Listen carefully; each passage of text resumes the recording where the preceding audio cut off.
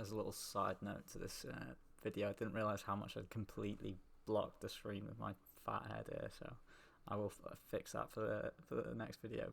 But anyhow, Formula 1 now for the longest time has been the biggest motorsport, at least televised motorsport, by a huge margin, and there's many reasons for that. Obviously, like the lap times are so much quicker in Formula 1 than anything else out there, and really to the point where it's not even close. With the new setup at Spa now, the fastest lap time, funnily enough, is a 1:44.7 by your boy Perez. So rip Perez on that. And the fastest GT3 time, at least for the last 24-hour race, was 2:16. 2:16, or at least that's what Wiki says. At the last 2024. 24 hours of Spa. But the second fastest time, Formula 2. Guess again, it's Perez, 1:56.7. Oh my god, rip Perez for that. But yeah, it's a huge margin, not even close. And I don't count the Porsche 919 Evo either, because that wasn't within any like racing spec when they did it. They could do literally whatever they wanted with that car. So yeah, they did beat the fastest Formula 1 lap. But that was in a car that didn't adhere to any race regulation or group regulation restrictions. So you take a Formula 1 car and you do whatever you want to it. Change the aero, give it active aero, whatever. You could easily beat that time, so I don't really count that. And don't get me wrong, it is impressive, but it's not the same as doing it in an actual race category under regulations. And you can see now I'm going around. I mean, I'm definitely not anywhere near. Oh, that's embarrassing. Even a Sergio Perez lap. But the speed, the downforce, the grip, it's just it doesn't look right. It looks off. It's so fast. But it wasn't always the case that F1 just absolutely dominated any other motorsport out there. Of course, we used to have rally. Group B especially was one of its biggest, the 70s, the 80s, and now they do have WRC 1 again, like the fastest group in rally, and those cars are absolutely ridiculous. Insane aero, I think it's like 600 horsepower. Obviously, insane differential suspensions. I mean, those cars are just nuts. But as far as I can tell, maybe it's just not in the States. Maybe it's more of a European thing, but it doesn't get anywhere near as the same viewing figures that Formula 1 does.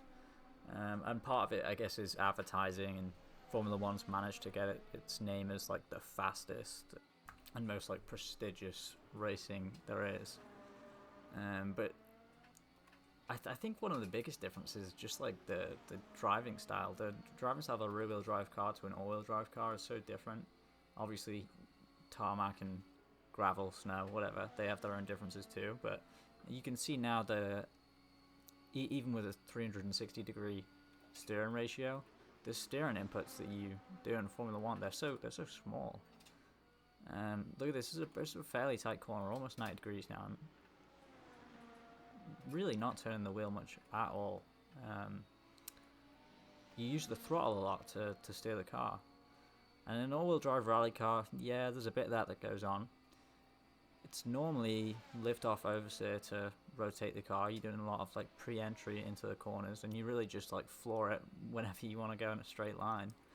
And don't get me wrong, those cars are still really fun to watch. But I think there's something that we lost out of the rear-wheel drive rally generation, which I'm about to demonstrate now by trying to turn the Formula 1 car with a bit more throttle, get a bit of oversteer into turn 1. You just can't really do it.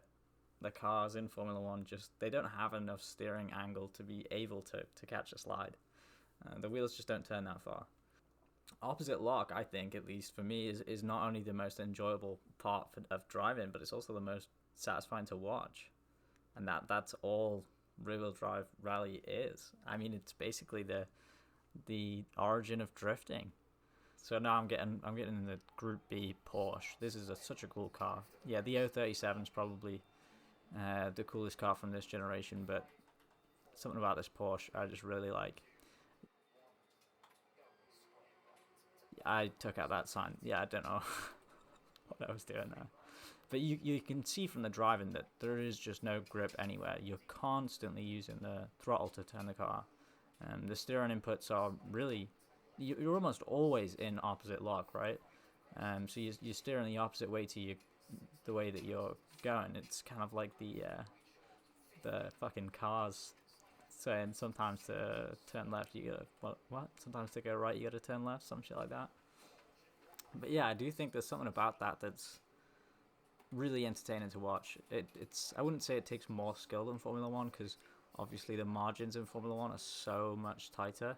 So the variation in driving style and racing line that you can take, like it's all well and good seeing like the fastest circuit cars in the world, but when everyone's just trying to do the exact same line over and over again, the wheel to wheel stuff gets interesting, but I can see why it would get a little bit boring. And I think there would be a way to get rally in that same kind of spot that Formula One's in. Can you imagine if RGT, like the current rear-wheel drive rally group, if they had a F1 TV style subscription thing where you could get like this kind of footage now, if you could get in the car or like on the car footage and stream it live of a rally car for a whole stage, and then get to see them go one by one. Yeah, there's no wheel to wheel, but to me this is so much more interesting, especially if they had the personalities that Formula One has. Like that's obviously a big reason why Formula One is so much more popular, and why like things like Drive to Survive have been so popular, is the personalities behind the drivers. When there's only 20 people, it could be really interesting. So yeah, if they had that similar scale in Formula One of in rally of the, I mean, it doesn't have to necessarily be only 20 drivers, but if they even just advertised it a bit more and then gave that way to watch it, yeah, I guess it'd be a fair opposition to say like, well, the WRC, like the all-wheel drive cars, are just going to be so much quicker. But I don't know, like I guess when you're on gravel or dirt and you do have so much less grip than tarmac on a regular track, it's going to be hard to beat all-wheel drive. But could you imagine if they actually put the same amount of money into rear-wheel drive cars that they do into the new WRC 1 category? Like there's only 3 manufacturers in that right now. There's Ford, Toyota and Hyundai, I think. They're the only 3 manufacturers. So there can't be that many people watching rally. I don't know, maybe it's not the cars. I'll let you guys watch this for a minute then while I shut up, and hopefully you'll see why I like it so much. I'm going to use different footage because I forgot to screen record this, and I want to give you the outside the car footage, and I'll get my big head out of the way. Never mind, I'm actually just joking. I forgot the footage, but I've somehow deleted it. I don't know how I've just got the video, not the audio. But yeah, I've done a good job there. But yeah, you can see. Oh wait, this is fucking sped up. Jesus Christ, this is so horrendous. I'm losing it. Give it a sec. Okay, now it's fixed finally. You can tell this is my first video. It's not. It's not gone very well. But yeah, so this is the outside the car footage. In the this is the 037 now. I think it might be the same. It's not the same course exactly, not the same stage, but it is the same same country, like the same group of stages, so same surface and things like that. But yeah, let me know in the comments, like, what do you guys think? Would you watch rear-wheel drive rally if like it was actually accessible to watch, if there was a way to get those like onboard footage so you could properly see the whole stage of each driver, and especially if they put some effort into making cars that were like the 037, right? That was a pretty nice fucking slide right there, if I gotta say. But you know what I mean, like Imagine the cars they would be developing if this was a big thing. If there was a lot of money in this, they would really be putting effort into making cars that would be insane. And those would be the types of cars that I would want to drive on the road. So I do think there is like the practical application of like people who like cars like this is the type of thing that they want to see in road cars. The type of technology, the things like that, especially the particularly lightweight. So yeah, I hope you enjoyed. Let me know what you think if you would watch Rear Wheel Drive Rally.